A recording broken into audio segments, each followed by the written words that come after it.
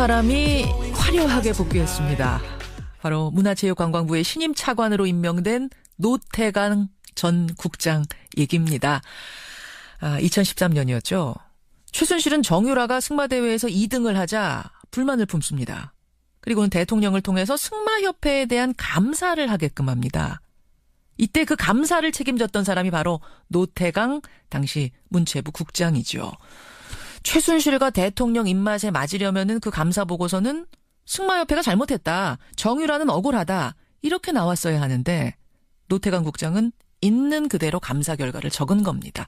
그걸 본 박근혜 대통령이 참 나쁜 사람이라고 찍었고 곧 국립중앙박물관으로 좌천이 됩니다. 그리고는 사표를 냅니다.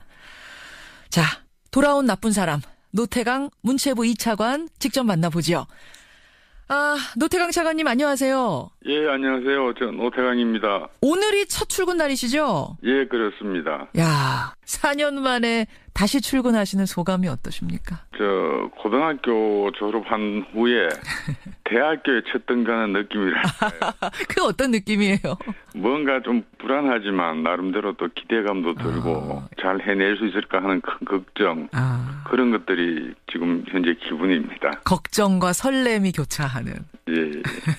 인생사 세옹지마라더니 공교롭게도 그 2차관 자리는요, 김종 전 차관이 맡았던 그 자리죠. 예, 그렇습니다. 예.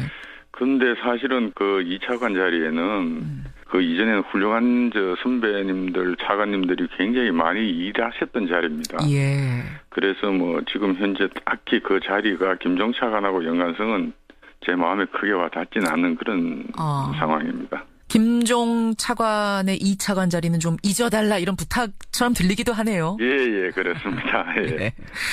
그래요, 노태강 차관님. 이제는 좀 편하게 옛날 얘기 질문 드려도 괜찮으시겠죠? 예, 괜찮습니다. 예, 그럼 잠시 2013년으로 돌아가 보겠습니다. 예. 승마협회를 감사해봐라. 이 이야기를 들었을 때 그게 최순실로부터 떨어진 오더, 그러니까 명령이라는 거를 아셨어요? 모르셨어요? 그때 처음 당시에는 전혀 그런 생각은 가질 수도 없었고요. 전혀? 예, 오히려 왜 이렇게 개별 단체에 관심을 가지실까 큰 우리가 모르는 뭐가 있나 오히려 궁금했었고요. 박근혜 전 대통령께서 취임 이후에 체육계에 사실 관심을 처음부터 많이 보이셨기 때문에 예. 대통령이 직접 내린 지시라는 것에 대해서는 뭐 크게 놀라지는 않았습니다. 근데 그 대상과 내용이 개별 경기단체 그리고 공통적으로 승마협회는 사실은 정책적 관심이 있었던 단체가 아니기 때문에 조금 놀랐었죠. 그러니까 더 대중적인 종목이 얼마든지 있는데 왜 이렇게 대통령이 유독 승마만 챙길까 이런 생각을 하셨다는 거예요. 예. 그뿐만 아니고 승마와 관련된 다른 지시들도 꽤 많았었습니다. 예를 들면 어떤 것들이 또 있었어요? 예를 들면은 말산업 활성화 방안을 찾아보라고 하시는 등 사실은 말산업 자체는 그 당시에 농림수산부 소관 사업이었는데 특이하게 생각을 한 적도 있었습니다. 말산업. 대통령이 하나하나 개별적으로 챙길 문제는 아닌데 왜 이럴까 이런 생각. 예, 그렇습니다. 여하튼 의아해하면서 감사를 하셨습니다. 그리고 있는 그대로 감사 보고서를 작성하신 거죠. 예. 그땐 결과가 어떻게 나온 겁니까? 그때는 사실 그 박원호, 지금 뭐 모든 분들이 알고 계시지만 박원호 전 승마협회 부회장을 만나서 그 얘기를 들어보라는 게 지시 내용이었고요. 그러니까 그 사람이 이제 알고 보니까 최순실 측근이었던 거죠? 최순실 측근이라고는 당시에 몰랐고 그분이 얘기하시는 내용이 지나치게 정책적이라든지 이런 면보다는 개인 비리 내용이 주였던 것 같고요. 그래서 그 개인 비리 내용에 대한 제보였기 때문에 이건 일방적인 얘기만 들을 수 없어서 이제 전체적으로 다른 사람들 제3자 혹은 당사자들한테도 얘기를 들어봤고 그 과정에서 최순실 씨 이름보다는 정윤혜 씨 딸이라는 얘기는 들었었습니다. 정윤혜 딸이 이야기가 거론이 됐고 그 말하자면은 이제 그 박원호 부회장이 얘기하는 문제 있는 사람들에 대해서 문제 있다라고 썼으면 문제가 없는데 이쪽 이야기도 듣고 저쪽 이야기도 들어보니까 이게 파벌 싸움이다 이런 결론이 난 거예요. 예, 그렇습니다. 그래서 그 어떤 그 사람들이 옳고 그러다는 내용 이전에 파벌 싸움 같다고 판단을 했기 때문에 정부가 직접 개입하는 건 부적절하고 개인 비리 내용으로 접근하는 것보다는 제도적인 어떤 이 비리 발생 요소가 있는 제도부터 찾아서 제도적인 접근을 하자는 게 그 당시 저희 생각이었습니다. 참으로 상식적인 보고서가 나온 건데 예. 정유라가 희생양이다, 정유라 억울하다라는 말을 안 썼다고 해서 결국은 좌천되셨는데 그 장소가 국립중앙박물관이에요. 예. 국립중앙박물관으로 가라 했을 때 얼마나 황당하셨어요? 그때 당시 생각은 제 상관 되시는 분이 제가 마음에 들지 않아서 같이 일을 할 수 없다고 생각하면 다른 자리로 보낼 수 있다고는 그때 당시도 받아들였고요. 오히려 그 상황이 벌어지자 저보다는 제 주위에 있던 당시 동료분, 선배, 후배들이 오히려 더 좀 황당해했던 그런 기억이 있습니다. 뭐라고 하셨어요? 그 주변의 동료들은? 이건 뭐 보고서 이거 가지고 이럴 수 있느냐. 왜냐하면 이런 경우는 사실은 저도 당시 공무원 생활 한 30년 했지만 거의 처음 당하는 상황이었고 다른 분들도 거의 마찬가지였을 겁니다. 그렇죠. 예. 그렇게 해서 국립중앙박물관에 교육문화교류단장 이렇게 가신 거예요? 예. 거기서는 왜 또 사표를 내게 되셨어요? 그때 당시에는 국립중앙박물관하고 프랑스 장식미술관 사이에 한 프랑스 수교 130주년 기념 전시회가 협의되고 있었습니다. 예. 그래서 아주 순조롭게 협의된 전시회가 프랑스 측에서 갑자기 당시에 시중에 판매되고 있던 고가의 사치품 제품을 전시품에 포함시키겠다 그러고 국립중앙박물관 내에서 그 제품 홍보 행사를 하겠다고 주장하면서 기성 제품을 예. 그래서 협의가 진행되지 않고 다투고 있었는데 갑자기 문체부 본부하고 청와대 측에서 프랑스 주장을 다 수용해라. 수용해서라도 무조건 전시를 성사시키라. 그런 요구가 있었습니다. 그런데 당시에 김영락 관장님을 비롯해서 박물관 직원들 전부가 이건 만장일치로 프랑스 측 요구를 들어줄 수가 없다. 이거는 우리 국립중앙박물관 크게 나가서는 한국 문학의 전체 자존심 문제다. 이렇게 주장을 하게 되고 그 과정에서 전시회 자체는 무산되어 버렸고요. 그 후에 김연아 관장님이 먼저 경질되시고 이후에 저보고도 사표를 내라는 그런 요구가 있었습니다. 그 과정에서 박근혜 전 대통령이 그 사람 노태강 그 사람 아직도 있어요? 이 말을 했다는 걸 알고 계셨어요? 나중에 들었고요. 사실은 그 말 자체는 아직까지 나쁜 사람이라고 얘기한 것은 그 직접 들으신 분이 계시기 때문에 확실한데 아직 이 사람이 있어요라고 했던 건 소문으로만 저는 들었습니다. 그 말을 직접 들으신 분은 없었고요. 자, 끝까지 소문이길 바랍니다. 너무 기가 막혀서 말이죠. 여하튼 그 감사 보고서를 시작으로 해서 모진 시련을 겪으셨어요. 감사 보고서 그렇게 쓴 거 조금이라도 후회는 안 되십니까?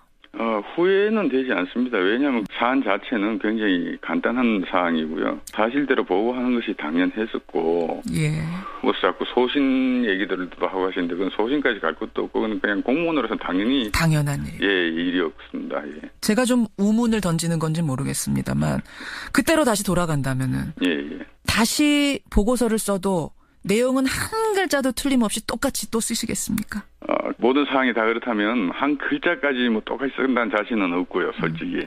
단지 그 내용 자체는 있는 그대로 보고를 하되 표현 방법이라든지 이거는 좀 고민을 할 것 같습니다. 어쨌든 그러니까 내용에서는 그대로 난 밀고 나가겠다 이 말씀이시죠? 왜냐하면 사실을 바꿀 수는 없습니다. 일어난 사실을. 그렇죠. 뭐 이런 공무원이기 때문에 돌아온 나쁜 사람이 될 수 있었던 것 같습니다. 노태강 2차관, 문체부 차관 지금 만나고 있는데요. 그나저나 박근혜 전 대통령 지금 재판받고 있습니다만 이제 혐의 중에 부당 인사 개입 혐의가 있어요. 이것도 뭐 노태강 차관님도 마찬가지로 해당이 되는 건데 박 전 대통령은 일관되게 부인을 하고 있습니다. 나는 직접 지시한 게 아니란 얘기죠. 그러니까 뭐 나쁜 사람이다 이런 얘기도 말은 한 적이 있어도 그게 직접 좌천시키라는 의미는 아니었다. 뭐 이런 겁니다. 이 논리를 어떻게 생각하세요?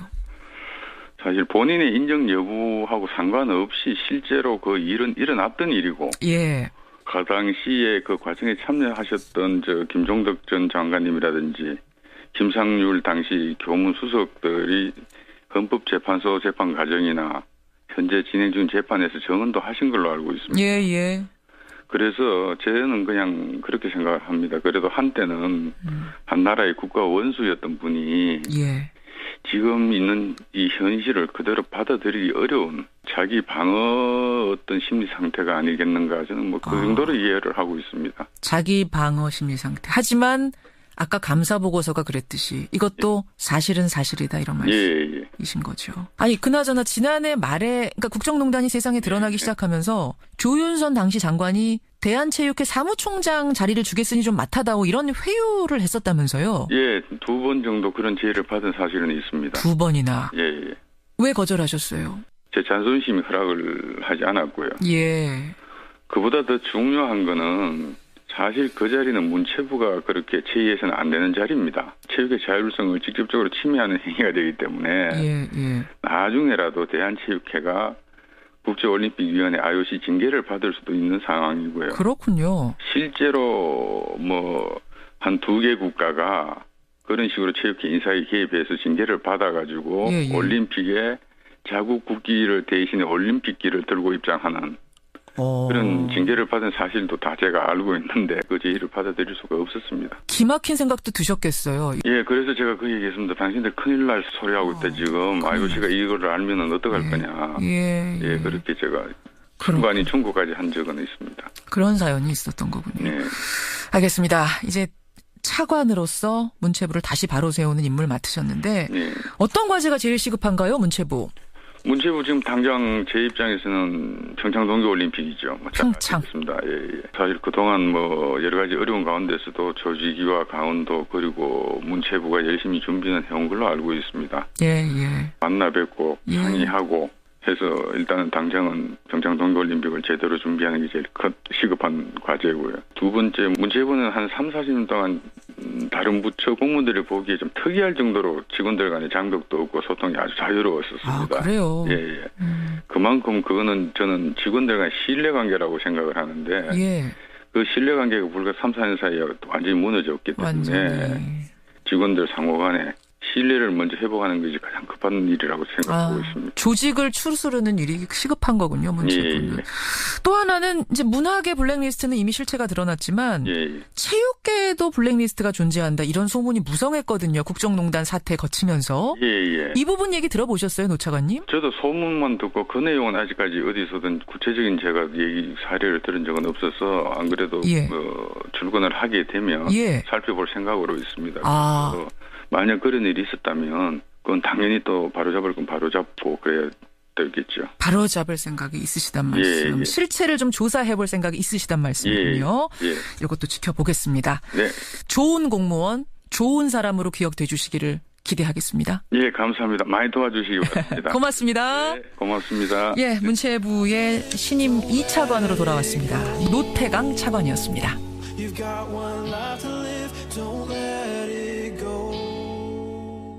노태강 차관님, 안녕하세요. 안녕하세요. 저 노태강입니다. 오늘이 첫 출근 날이시죠? 그렇습니다. 4년 만에 다시 출근하시는 소감이 어떠십니까? 고등학교 졸업한 후에 대학교에 첫 등교하는 느낌이랄까요. 그 어떤 느낌이에요?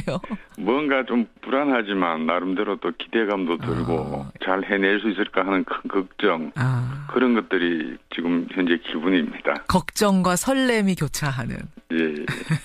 인생사 세옹지마라더니 공교롭게도 그 2차관 자리는요, 김종 전 차관이 맡았던 그 자리죠. 그렇습니다. 근데 사실은 그 2차관 자리에는 그 이전에는 훌륭한 선배님들, 차관님들이 굉장히 많이 일하셨던 자리입니다.